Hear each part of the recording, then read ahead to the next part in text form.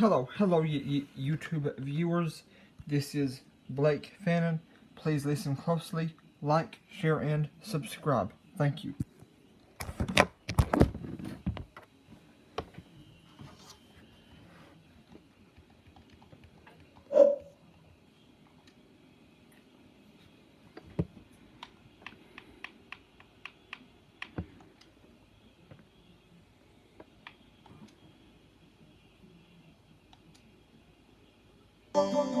Job, chapter 1. There was a man named Job who lived in the land of Uz. He was blameless, a man of complete integrity. He feared God and stayed away from evil. He had 7 sons and 3 daughters. He owned 7,000 sheep, 3,000 camels, 500 teams of oxen, and 500 female donkeys. And he employed many servants. He was, in fact, the richest person in that entire area. Every year when Job's sons had birthdays, they invited their brothers and sisters to join them for a celebration. On these occasions, they would get together to eat and drink. When these celebrations ended, and sometimes they lasted several days, Job would purify his children. He would get up early in the morning and offer a burnt offering for each of them. For Job said to himself, "Perhaps my children have sinned and have cursed God in their hearts." This was Job's regular practice. One day the angels came to present themselves before the Lord, and Satan, the accuser, came with them. "Where have you come from?" the Lord asked Satan. And Satan answered the Lord, "I have been going back and forth across the earth, watching everything that's going on." Then the Lord asked Satan, "Have you noticed my servant Job? He is the finest man in all the earth, a man of complete integrity. He fears God and will have nothing to do with evil." Satan replied to the Lord, "Yes, Job fears God, but not without good reason. You have always protected him and his home and his property from harm. You have made him prosperous in everything he does. Look how rich he is. But take away everything he has, and he will surely curse you to your face." "All right, you may test him," the Lord said to Satan. "Do whatever you want with everything he possesses, but don't harm him physically." So Satan left the Lord's presence. One day, when Job's sons and daughters were dining at the oldest brother's house, a messenger arrived at Job's home with this news: "Your oxen were plowing, with the donkeys feeding beside them. When the Sabaeans raided us, they stole all the animals and killed all the farmhands. I am the only one who escaped to tell you." While he was still speaking, another messenger arrived with this news: "The fire of God has fallen from heaven and burned up your sheep and all the shepherds. I am the only one who escaped to tell you."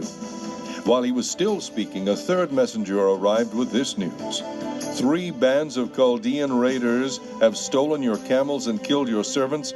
I am the only one who escaped to tell you."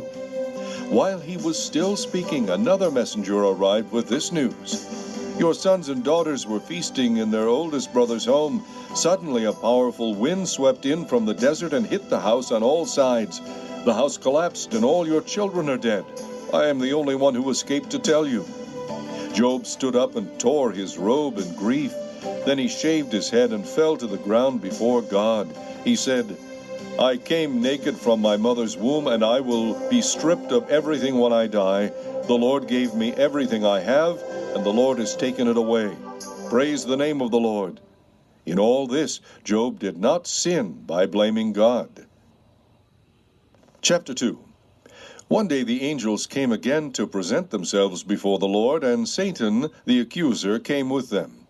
"Where have you come from?" the Lord asked Satan. And Satan answered the Lord, "I have been going back and forth across the earth, watching everything that's going on." Then the Lord asked Satan, "Have you noticed my servant Job? He is the finest man in all the earth, a man of complete integrity. He fears God and will have nothing to do with evil. And he has maintained his integrity, even though you persuaded me to harm him without cause." Satan replied to the Lord, "Skin for skin. He blesses you only because you bless him. A man will give up everything he has to save his life. But take away his health, and he will surely curse you to your face." "All right, do with him as you please," the Lord said to Satan, "but spare his life." So Satan left the Lord's presence, and he struck Job with a terrible case of boils from head to foot. Then Job scraped his skin with a piece of broken pottery as he sat among the ashes. His wife said to him, "Are you still trying to maintain your integrity? Curse God and die." But Job replied, "You talk like a godless woman. Should we accept only good things from the hand of God and never anything bad?" So in all this, Job said nothing wrong. 3 of Job's friends were Eliphaz the Temanite, Bildad the Shuhite, and Zophar the Naamathite. When they heard of the tragedy he had suffered, they got together and traveled from their homes to comfort and console him. When they saw Job from a distance, they scarcely recognized him. Wailing loudly, they tore their robes and threw dust into the air over their heads to demonstrate their grief. Then they sat on the ground with him for 7 days and nights, and no one said a word, for they saw that his suffering was too great for words. Chapter 3. Chapter 5. You may cry for help, but no one listens. You may turn to the angels, but they give you no help. Surely resentment destroys the fool, and jealousy kills the simple. From my experience, I know that fools who turn from God may be successful for the moment, but then comes sudden disaster. Their children are abandoned far from help, with no one to defend them. Their harvests are stolen, and their wealth satisfies the thirst of many others, not themselves. But evil does not spring from the soil, and trouble does not sprout from the earth. People are born for trouble as predictably as sparks fly upward from a fire. My advice to you is this: go to God and present your case to him, for he does great works too marvelous to understand. He performs miracles without number. He gives rain for the earth. He sends water for the fields. He gives prosperity to the poor and humble, and he takes sufferers to safety. He frustrates the plans of the crafty, so their efforts will not succeed. He catches those who will think they are wise in their own cleverness, so that their cunning schemes are thwarted. They grope in the daylight as though they were blind. They see no better in the daytime than at night. He rescues the poor from the cutting words of the strong. He saves them from the clutches of the powerful. And so at last the poor have hope, and the fangs of the wicked are broken. But consider the joy of those corrected by God. Do not despise the chastening of the Almighty when you sin. For though he wounds, he also bandages. He strikes, but his hands also heal. He will rescue you again and again, so that no evil can touch you. He will save you from the death in time of famine, from the power of the sword in time of war. You will be safe from slander, and will have no fear of destruction when it comes. You will laugh at destruction and famine. Wild animals will not terrify you. You will be at peace with the stones of the field, and its wild animals will be at peace with you. You will know that your home is kept safe. When you visit your pastures, nothing will be missing.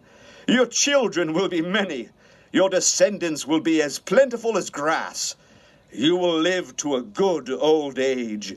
You will not be harvested until the proper time. We have found from experience that all this is true. Listen to my counsel and apply it to yourself. Chapter 6.